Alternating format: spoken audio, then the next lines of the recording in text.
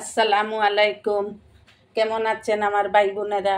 আশা করি আপনারা সবাই ভালো আছেন। আলহামদুলিল্লাহ, আল্লাহর রহমতেও আপনাদের দুয়ায় আমরাও ভালো আছি। আজকে আমি একটি টক রান্নার রেসিপি নিয়ে আসলাম। এটা হলো আমড়ার মুকুল। যারা আমাদের সিলেটের তারা বলতে পারবেন, আর যারা অন্য ডিস্ট্রিক্টের তারা আজকে দেখে যদি আপনাদের ভালো লাগে তাহলে রান্না করে খাবেন। আমাদের সিলেট অঞ্চলে এটা খুব জনপ্রিয় একটা রান্না এবং সবাই পছন্দ করে খেতে। প্রথমে কিন্তু আমি কোনোদিন রান্না করি নাই, আমার শাশুড়ি রান্না করতেন। আমার মনে নাই কিভাবে, এটা আমার নিজে রান্না করতেছি। ভুল ত্রুটি হলে আপনারা কমেন্টের মাধ্যমে জানাবেন যে এইটা এইভাবে হয় নাই, তাহলে আমি শুধরিয়ে নিব। এখন আমি একটা কড়াই বসিয়ে নিয়েছি, কড়াইতে আমি একটু তেল দিয়ে দিব। গ্রাম থেকে এই আমড়ার মুকুল আসলে আমার শাশুড়ি রান্না করতেন। এটা উনি আমার হাতে দিতেন না, এইটা অনেক দামি খাবারের চেয়ে আমার শাশুড়ি অনেক মূল্য দিতেন এইটাকে। ওনার কাছে এটা এত মজার খাবার ছিল, সেজন্য উনি নিজে রান্না করতেন। এই প্রথমে আমি 2 চামচ, চায়ের চামচে 2 চামচ রসুন বাটা দিয়ে দিলাম। রসুন বাটা দিয়ে একটু বাছতে হবে। রসুনের সুঘ্রাণ বের হলে তারপরে আমি পেঁয়াজ বাটা দিব। এদিকে রসুন বাটা হোক। আর এই দেখেন আমড়ার মুকুল, এই দেখেন, এইটা আমার ভাইয়ের ছেলে আর ছেলের বউ বাড়ি থেকে আসার সময় নিয়ে আসছিল। তা আমি এতদিন আর রান্না করি নাই। এখন আজকে ভাবলাম গরম পড়ছে অনেক, রান্না করি আর রেসিপিটাও আপনাদের সাথে শেয়ার করা হয়ে যাবে। এটা ওরা কি করছে, একটু লবণ আর হলুদ দিয়ে সিদ্ধ করে নিয়ে আসছে। আমার রসুন থেকে খুব সুন্দর একটা স্মেল বের হয়েছে। এখন আমি পেঁয়াজ বাটা দিয়ে দিলাম।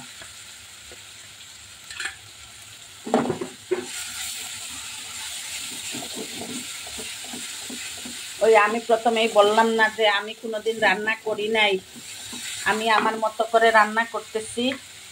আপনারা যারা সিলেটবাসী আছেন তারা ভিডিওটি দেখলে আমাকে জানিয়ে দিবেন আমার এতে ভুল কি হয়েছে, পরবর্তীতে আমি শুধরিয়ে নিব।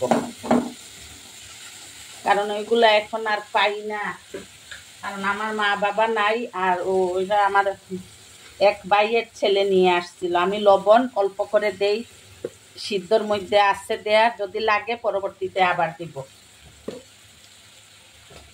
এখন একটু হলুদের গুঁড়া দিব। হলুদের গুঁড়াও বেশি দিব না, কারণ ওরা সিদ্ধর সময় হলুদের গুঁড়া দিয়ে দিয়েছে।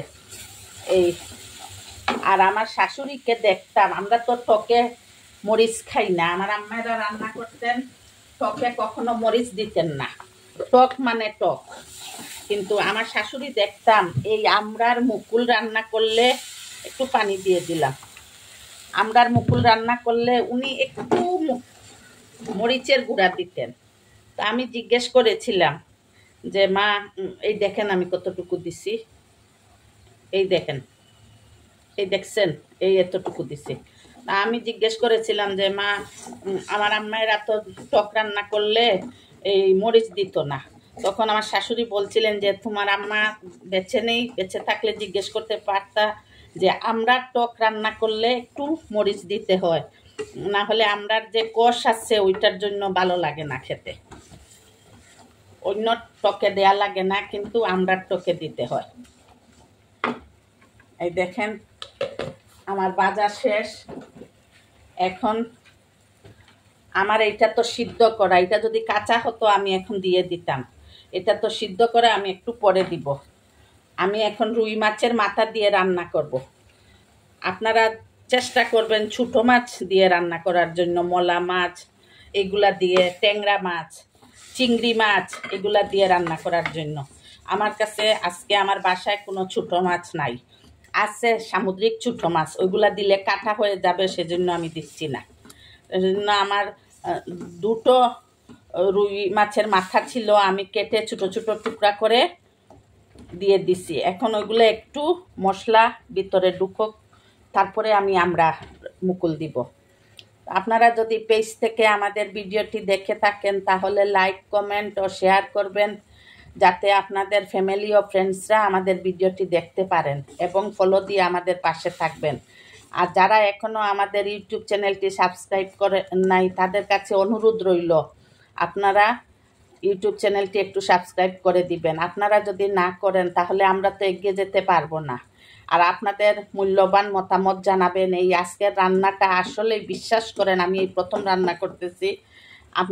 আপনারা আমাকে আপনাদের মূল্যবান মতামত জানাবেন যে কি যদি কোনো ভুল ত্রুটি হয়ে থাকে। কিন্তু এই মরিচটা আমি জানি না, অল্প আপনাদেরকে তো দেখাইছি কতটুকু মরিচ দিছি, ওইটা আমার শাশুড়ি মা দিতেন। উনি বলতেন যে আমরার মধ্যে একটু মরিচ না দিলে ভালো লাগে না।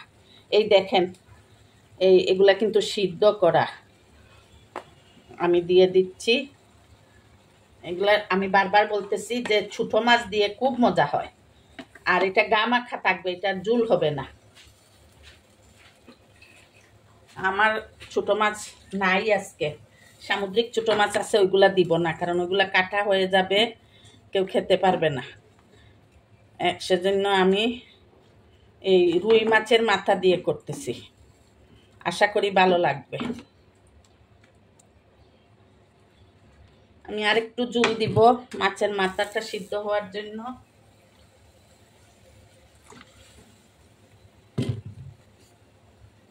এখন আমি একটু ডেকে দিব। আমার আজকের টক রান্না হয়ে গিয়েছে। এটা হলো আমড়ার মুকুলের টক। এই মুকুলগুলা বড় হয়েই আমড়া হয়, অনেকে না বুঝতে পারেন সেজন্য বললাম। এই আমার হয়ে গেছে। আমি বারবার বলতেছি আপনাদের ঘরে যদি ছোটো মাছ থাকে তাহলে ছোটো মাছের দিয়ে রান্না করে খাবেন। আমি বড় মাছের মাথা দিয়ে রান্না করলাম, রুই মাছের। তা আপনারা ভালো থাকবেন, সুস্থ থাকবেন, আমাদের জন্য দোয়া করবেন এবং আমাদের পাশে থাকবেন। আপনারা পাশে থাকলে আমরা এগিয়ে যেতে পারবো। আর আপনারা ফুল ভিডিওটি না টেনে দেখবেন, তাহলে আমাদের ভিউ একটু বাড়বে। আল্লাহ হাফেজ। আসসালামু আলাইকুম ওয়া রাহমাতুল্লাহি ওয়া বারাকাতুহু।